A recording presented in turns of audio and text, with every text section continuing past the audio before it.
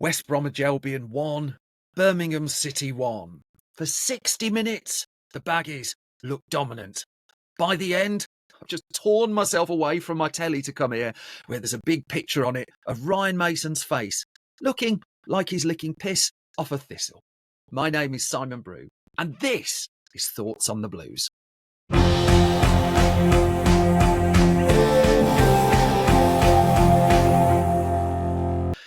Hello, and welcome to Thoughts on the Blues. Now, unusually, hello and welcome to Thoughts on the Blues. I keep forgetting to say I'm on Instagram, simon.brew, but I've done that now, and I mean, usually the last few games have been home games, so I've had the drive home to consider my thoughts. I have run all the way from over there to record this response to, a fairly decent point. I wrote some notes, and about halfway through the notes, hang on, where have I got it? Halfway through the notes, I just wrote about the 50-minute mark, I'd take a draw. So I can't grumble, even though could have nicked it, but 1-1. So, Albion Blues, we come into this game. I haven't watched a game on Sky with all the Sky stats and commentators going at it for a while.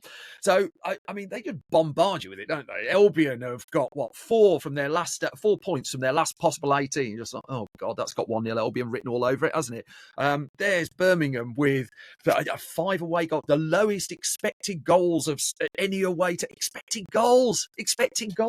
How many expected yogurts am I planning to have tomorrow? What, 0. What, expected goals? Nonsense. Get rid of that. Bottom line was, we're coming into the game on form. Every Albion fan that I know was dreading it. And so, as much as I'm a glass half full Blues fan, I'm also really well schooled in the key art of supporting Birmingham City, which is when everything's going fully in our favour, you fully expect something to go wrong. Sort of did, sort of didn't. But very pleasant surprise just ahead of kickoff. So 75 minutes before the match, team is announced and Peck is back.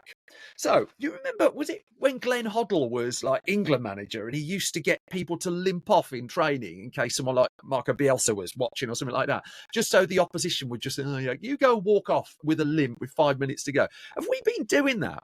Chris Davies last season was getting a lot of grief for like just, oh, well, they might be back on the grass soon. They might be back at that.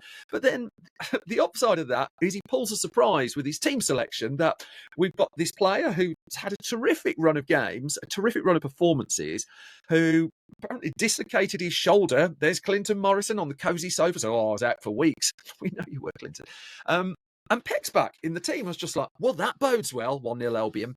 And so I thought it was a little bit tough on Mark Leonard. I didn't think it was as tough as some was suggesting. I did have a little bit of a browse on the forum.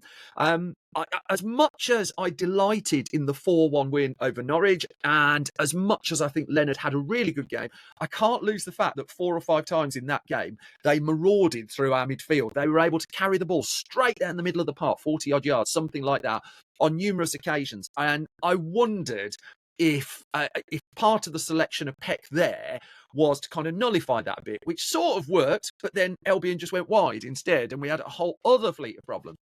I thought it was tough on Leonard, and I think he's improving. I think he's a young player who's rarely goes below a 7 out of 10.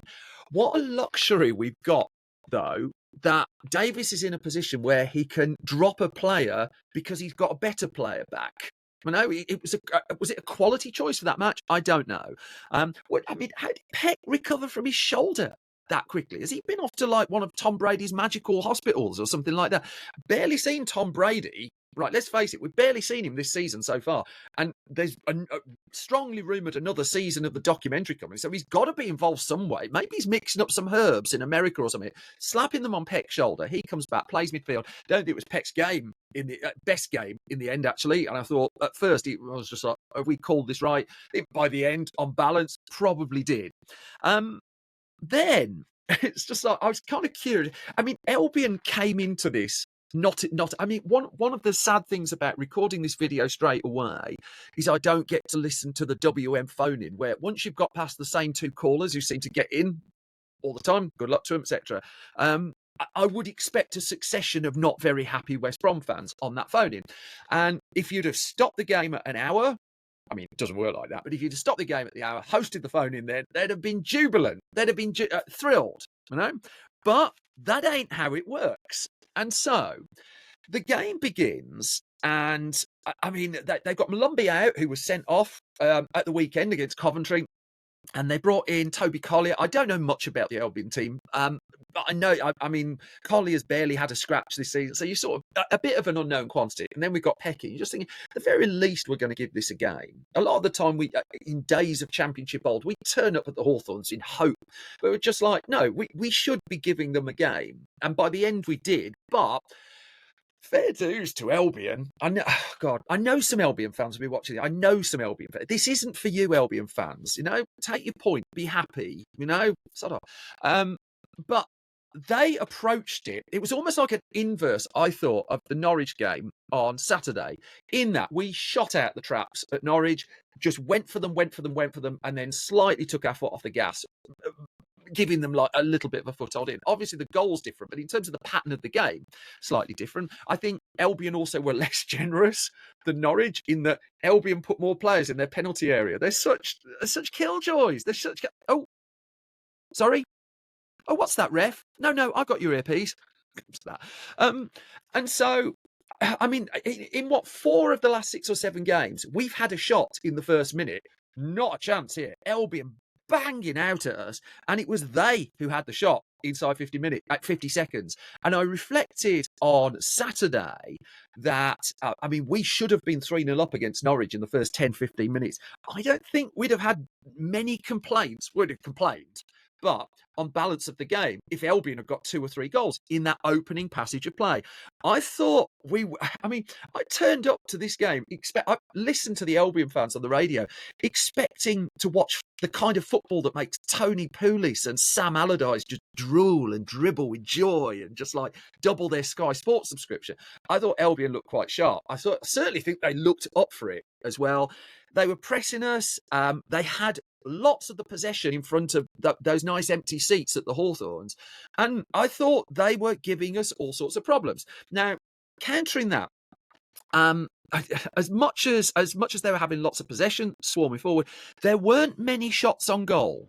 And it's only afterwards when I've looked it up that there were fewer shots on goal than I thought. And in fact, Albion over the course of the game had 13 shots, 4 on target, and we had 14 shots, 4 on target. I wouldn't necessarily have called that, you know, but certainly in the first half hour, I'm just like, here they come. They keep coming. They invert the wingers as well. They kept switching the wings, in the way Barry Fry used to do for us.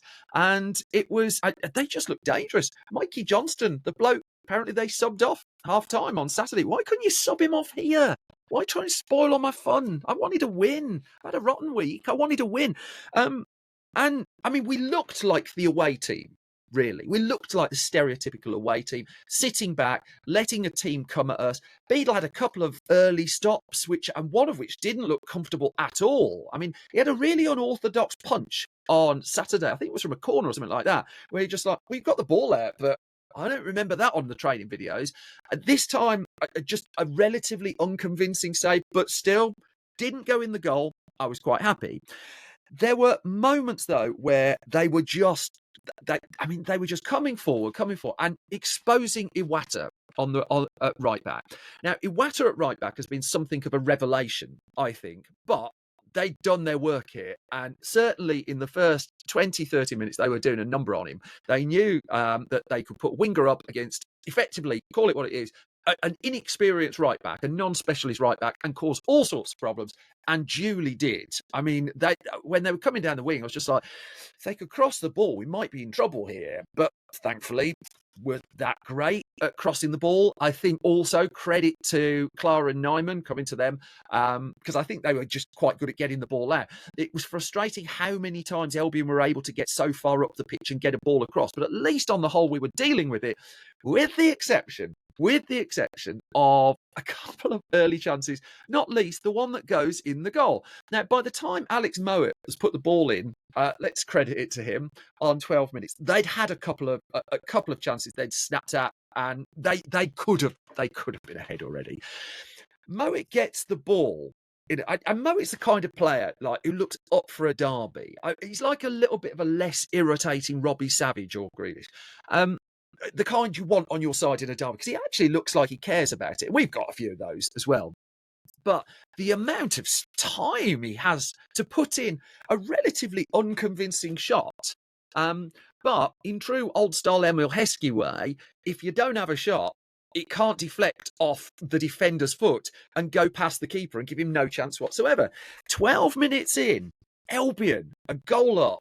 And I wouldn't say we looked shell-shocked, but we weren't landing punches. And in fact, we wouldn't land punches for quite a long time. It was a while into the game before we looked dangerous. We had an early corner. I'd forgotten all about it. I had to write it down. Look, early corner. I had an early corner. I don't know what happened with it. I know it didn't go anywhere near the goal because pretty much nothing we were doing in that first half was going near the goal.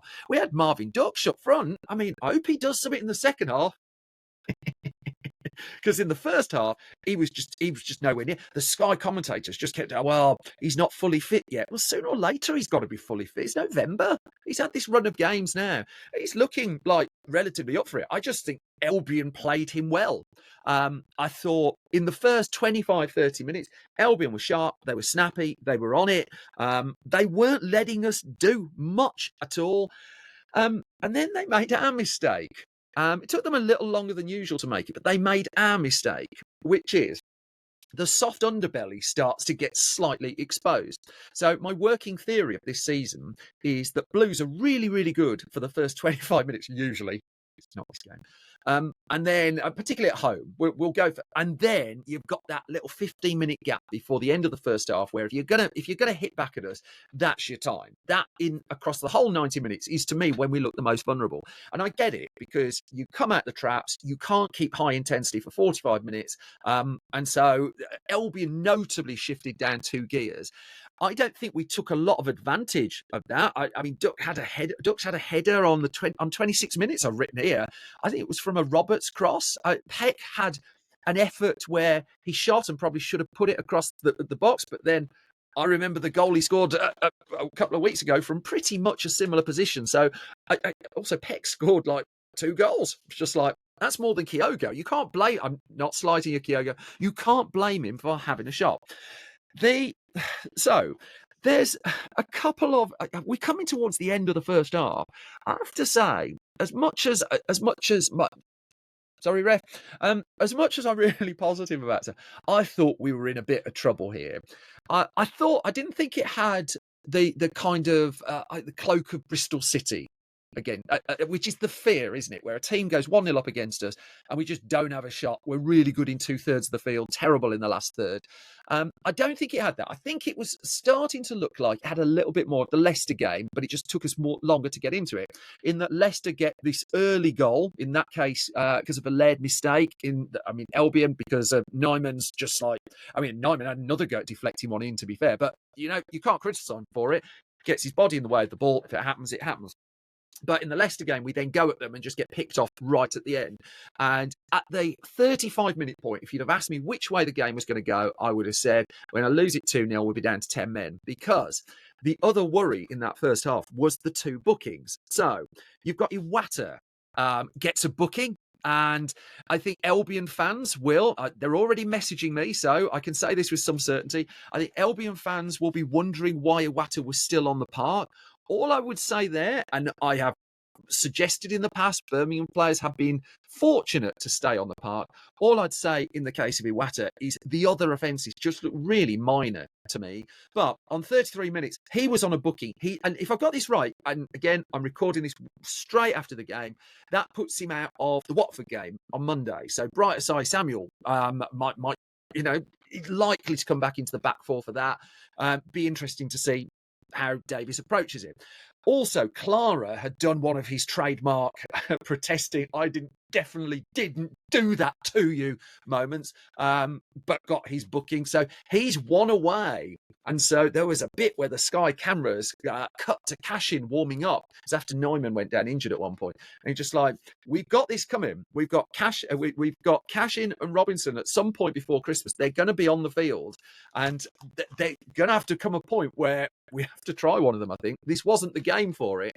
But we go in at half time fortunate to be 1-0 down, but paradoxically, a little bit deserving that we were hanging in, that we were only 1 down.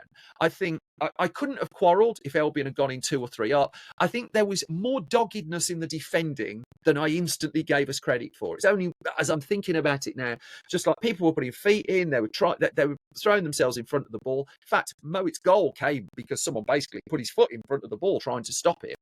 And so at that point, I thought, well, Davies is going to do something at half-time. God, the man's death stare as well. The number of times Sky cuts to Chris Davies just staring. It's like, I don't know, you look at him like a magic eye picture and expect him to turn into a dolphin or something. He's just not moving. I keep coming back to that bit in the documentary where did they describe him as intense? There's a lovely bit where the Sky cameras caught audibly as well a polite suggestion that Davies made to the fourth official to say, maybe that should have been a yellow card. I think that's what he said, something along that. But come half time, I mean, the death glare of Chris Davies, he could have turned players to stone with it. I got the distinct impression this was a man who'd opened his Christmas present and found he'd been given cat shit. He just wasn't happy. So I expected changes at half time. I got none. And Davies is usually really quite ahead of it when it comes to making substitutions. There was a little bit of Gareth Southgate era. He was holding it back that much. But then I also get he's trusting this team who've performed really well over the past few weeks to turn this around. 10 minutes into the second half, though, it just looks like we're getting absolutely nowhere. That we've had flashes throughout the game. I think Damari Gray, the contrast between the way Norwich played against us and Albion is really interesting. You could see it in the wingers. In that, Gray and Roberts against Norwich had a lot of freedom. And then you go near the penalty area, it was much easier to play a low pass into the box because it was just less populated. Albion having none of that. There was a bit where the Sky cameras cut to Ryan Mason discussing his tactics like this, as if like he's a mobster or something like that. And it's just like, it's not as if we don't know what they're going to be. You're either going to swap your wingers or tell all your players to pass sideways for a bit. I mean, we sat through this a month or two ago. It's not a massive surprise, you know. But I mean, in fairness, the tempo of the second half had been affected slightly by the fourth official having to nip off to Argos just up the road from the Hawthorns to get like a new headset. I've not seen this before. And what was it, 6-7 minute delay for the second half starting because he knackers his headphones. It's like taking the kids on holiday and making sure they pack their iPad and their headphones and stuff like that. It's just like, couldn't you have tested that before you walked outside? I don't know. So anyway, off they pop to Argos, get themselves kitted back up. We discover that the West Brom Stadium DJ apparently only has one record that just played on loop while we're waiting. And do you remember, some of you of a certain vintage might remember an old sitcom. It's from the writer of Only Fools and Horses, John Sullivan. It was called Dear John. There was an episode of Dear John where they had a disco and the joke was the DJ only had one record, Green Door by Shakin' Stevens. I think that DJ now works at the Hawthorns. So 7 minutes late, starting the second half. The DJ with the Sky cameras as well. I mean, how many shots could you find of Albion fans just looking really cheesed off? I don't blame them. It was cold, but just wrapped in a scarf.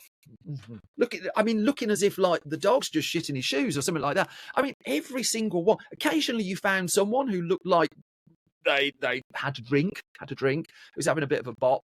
But other than that, it was just like wrapped up in 24 scarves, as I would be. No criticism there. Just check your batteries, you know, have a backup set. I don't know. Second half then. I mean, my notes for like the second half. What did I write? Ducks quiet. This is what I wrote at half time. This is why I shouldn't be a football manager. Do we need Dykes on here? Because I know like the standard substitution, and our substitutions are like that Chelsea manager a few years ago. You know what they're going to be. You know it's going to be Gray and Dutch are going to come off and Anderson and Kyogo going on. We all know. It's just a case of when they're going to happen. But I wondered, given how tall the Albion defence were, given how any type of cross we were putting in was just being nutted straight out, if we needed the physicality of Dykes in there. But Davies, because he's better at this job than me, kept faith with Dutch. I'm glad you did, Chris, if you're watching. and clearly would be proven right. But I mean, for me as the wavering fan, you're at half time, you're coming back out, two of your defenders are on yellow cards, and you're not really lame. A few penalty appeals here and there. The referee, I don't think did an awful lot wrong. He gave, I mean, what did he give? There was a weird bit where I think it was Nyman or Clara headed the ball out and we got a goal kick. That was very, very kind. I think there were a lot of players just going down and he just didn't have a lot of shrift with it. I don't think any of the penalty appeals were particularly strong penalty appeals. So in the scheme of things, I was not motivated to look up the name of the referee, which is the highest compliment I can pay. And let me tell you, folks, it has not always been the case this season. So I wrote, good old Blues to sabotage the walkie-talkies. I mean, I had to write something down in 7 minutes. What did I write? Keeps looking as if someone's... No, I can't read that out, crikey. It was... I don't know. 10 minutes into the second half, I just thought, this isn't happening. This isn't happening, and we're not really coming into it enough. But then, you're just like, hang on, we're treating this as an away day performance. Might not have been how we intended to go into it from the start. Local derbies kind of changed the mechanics of that a little bit. It's not like going away to Middlesbrough or something like that, though I think we played slightly better there. But in this case, it was Albion who sort of started to run out of steam a little bit, and we got a bit more comfortable with it. So Albion were really tight with the ball in the first half. I thought they were really wasteful in the second half. Every time, for every really precise pass that they played in the first half, there was just a loose one in the second. And this is where Peck really came into it. Peck and Doyle, in particular, were just marauding and being far more careful with the football than their West Bromwich Albion counterparts. Now, that doesn't mean that Albion didn't still have chances. And let's face it, there are a couple of hairy moments at 1-0 where they should have put the game away. If I was an Albion fan driving home, and I'm not, I would be like, how didn't we win it? In particular, I mean, there was one moment where they had a 3-on-1 and the only player back was Peck.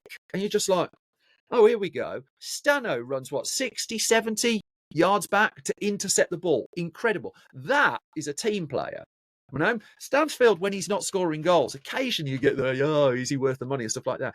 Just when you're not watching on telly, you're watching in the ground. Just watch him, what he's doing when the ball's nowhere near him. I mean, he's like a whippet. I mean, he's looking for the ball. He's watching the game. He's reading the game. And let's face it, he saved us a point with that. I mean, Albion should have done it. Grant had the effort that hit Nyman as well. I mean, that could have gone anywhere. And you know, we come to the hour and Lyndon Dykes is still wearing a coat which somehow managed to cover every tattoo on his body. It was a really cold night. Then you get Nyman going down injured after, was it Isaac Price went through him and just did like the innocent thing. Sky cuts back to Cashin, just warming up. You're just like, here we go. But then it was around the hour mark we started to land our punches. And in particular, whereas Norwich were fairly light on Roberts and Gray and Albion weren't, Roberts and Gray kept going and started to get some purchase, in particular Roberts. Now, in terms of a 90-minute, it was a 90-minute relentless performance, even when it's not going your way. I know Doyle's taking man of the match, hard to quibble with that. Patrick Roberts was superb tonight. I think Damari Gray was really good as well, but Patrick Roberts was superb. I just thought he just didn't stop. Albion were putting 3 players on him at times. Same with Gray. You know, they were just trying to stop the crosses. That was the thing. By the time we get into the last half hour of the game, it was our game. You've got a bit where Hegabo, I think, went through and decided he's going to like fall arse over tit and claim for a penalty. No, that ain't happening. But instead, we start causing problems. And then we got a little bit of Preston North End disease. So I don't know if you remember the Preston game. That was the one where Preston had about 20-odd crosses go into the box. And honestly, we could still be sat here now and one of them wouldn't have found one of their strikers. We were having a little bit of that. I think it's for 2 reasons. Number one, I think Albion actually were defending their box really well. You know, they don't look outside of the first 20, 25 minutes, they don't look a particularly interesting side to watch, but they did work. They were trying to protect their lead. And, you know, they were putting in a shift for the shirt. They were fairly easily clearing a lot of the balls that were going in. We did vary them as well. I mean, it's like we knew we were up against very tall defenders, so a few of them were fizzing in low, but they weren't really doing anything.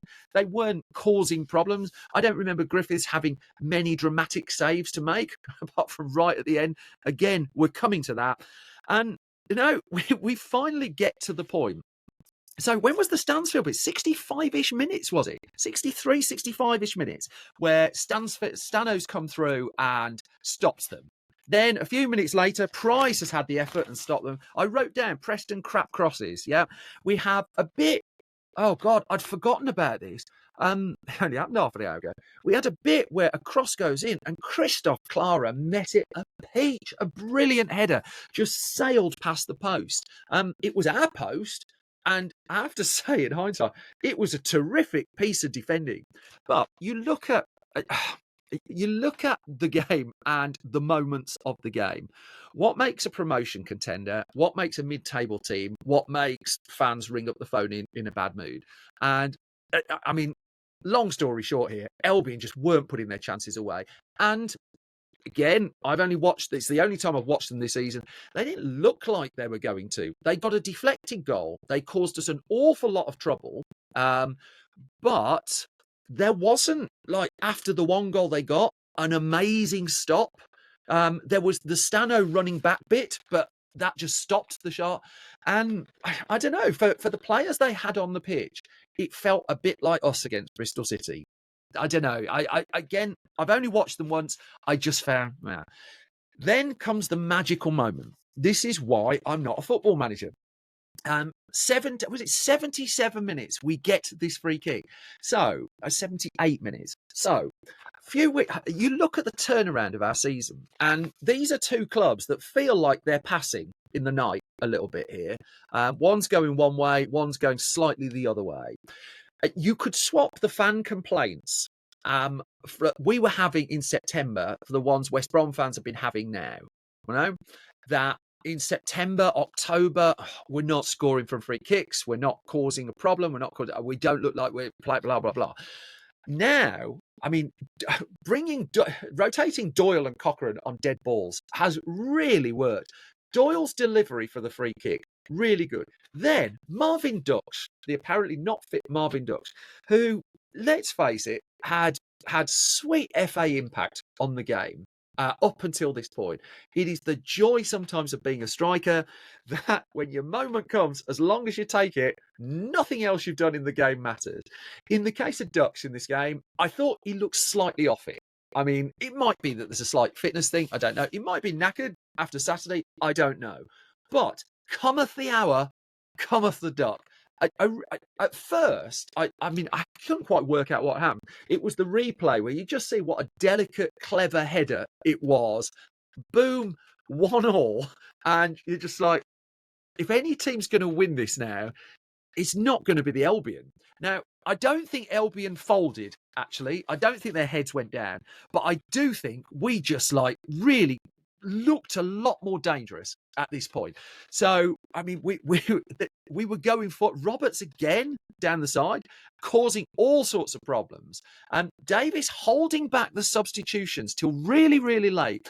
And we're sat there. I don't know if you were, but I was sat there. It's just like, oh God, is this the Kyogo moment? Is it sooner or later they've got to get that videotape out of his goal celebration?